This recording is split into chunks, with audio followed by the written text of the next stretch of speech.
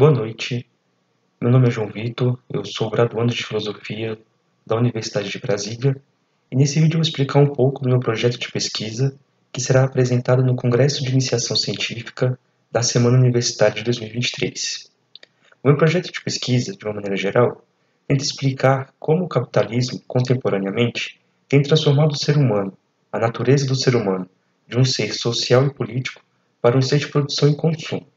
E a partir dessa nova perspectiva de ser humano, como isso tem causado as crises das democracias do Ocidente.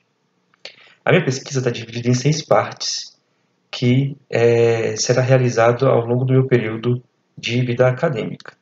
A primeira parte, que corresponde ao PIBIC, que será apresentado nos próximos dias, consiste em investigar como foi construído a noção de imaginário político-social na filosofia antiga e na filosofia medieval. Então, nessa investigação, temos 4 obras de 4 autores da Grécia e da Europa, de uma maneira geral, que influenciaram na questão da construção de um novo imaginário político-social. A primeira obra é a República de Platão, onde nós investigamos que Platão recorre a uma filosofia transcendental para explicar a importância da justiça e de outros conceitos na construção da cidade. Platão considera, assim como em toda a sua filosofia, que o transcendente é muito importante para a construção do universal. Desse jeito, então, o universal ele antecede o particular. Então, a cidade platônica, a polis platônica, é uma polis onde o universal ele vem primeiro e o particular vem depois.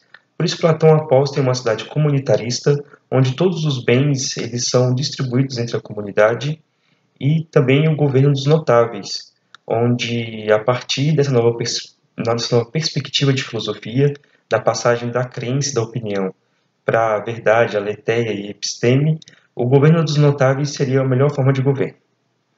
Aristóteles, por sua vez, responde a Platão com uma filosofia imanente. Ao invés do universal preceder o particular, o universal ele é constituído das somas dos particulares.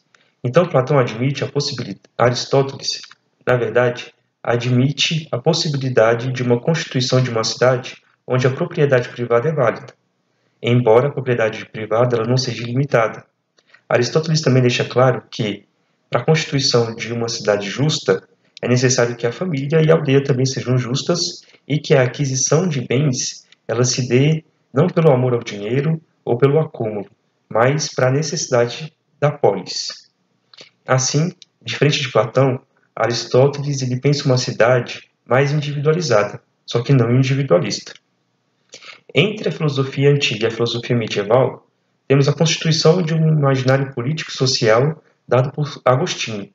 Agostinho escreve nas Civitatis Dei, contemporaneamente ao início da crise e da queda do Império Romano, visando esclarecer que as nossas convicções não poderiam estar todas voltadas para a constituição da cidade. Mas, sob uma perspectiva neoplatônica e cristã, a cidade ideal seria a cidade de Deus, a cidade escatológica da vida eterna. Dessa maneira, Agostinho tenta, a partir de fora da cidade, pensar um novo imaginário também fora do mundo, que é o imaginário eterno, o imaginário da vida eterna. Já no século XVII, durante a Idade Média, Thomas More traz para nós um novo conceito de cidade, o conceito de utopia. Thomas More cria essa palavra da junção de 2 palavras gregas, que significa não, e topos, que significa cidade ou lugar. Então, a utopia é o não-lugar. A partir desse novo movimento dialético, Thomas More inaugura a percepção de um imaginário social que ultrapassa a cidade, mas que não ultrapassa o mundo, e admite a possibilidade de governo justo e de populações grandes e bem governadas fora da Europa, a partir de uma perspectiva de uma influência da colonização e da descoberta do Novo Mundo. Dessa maneira, Thomas More cria um personagem chamado Raphael Hitchlodeau. E Raphael Hitchlodeau, no primeiro livro da Utopia, denuncia os problemas vividos pelo Estado da Inglaterra, principalmente no que se refere à aplicação da pena de morte a ladrões. Ele considera que a pena de morte para roubos seria injusta e cruel. E também diz que as pessoas que roubam, na verdade, o fazem porque elas passam fome. Então elas morreriam de fome ou morreriam enforcadas. E nesse sentido, valeria a pena arriscar-se morrer enforcado para não morrer de fome. A partir dessa análise das leis e do enforcamento na Inglaterra, o personagem de Thomas More, Rafael Hitchcock, ele considera que é, é dever do Estado garantir uma renda mínima para os trabalhadores, e a partir daí ele também cria, a partir desse diálogo, uma crítica ao monopólio, à expropriação, uma crítica à constituição de novas cidades, uma crítica aos trabalhadores deficientes ou idosos que não são empregados. Então ele vai trazer o roubo como uma consequência daquelas questões que iniciaram o capitalismo e que iniciaram o mercantilismo na Europa.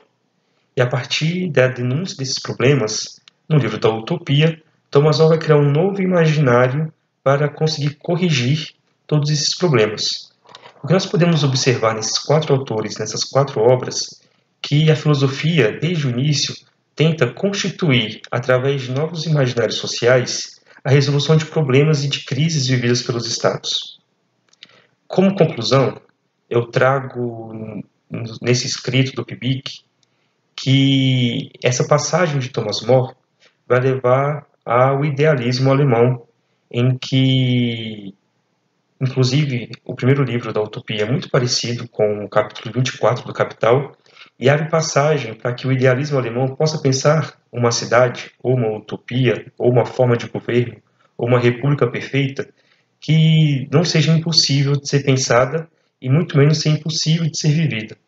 Um ponto muito importante nessa pesquisa é tratar a utopia como algo possível, desde que sejam vencidas as barreiras que não a constituem. E posteriormente ao idealismo alemão, procurarei falar sobre como se encontra o capital contemporaneamente e como esses problemas, eles muitas vezes não podem ser resolvidos. E hoje, a partir também de uma análise do texto de Mark Fisher, Realismo Capitalista, falar através dessa análise da história da filosofia, como hoje, ao invés de conseguirmos pensar o novo imaginário, é mais fácil a gente imaginar o fim do mundo do que o fim do próprio capital.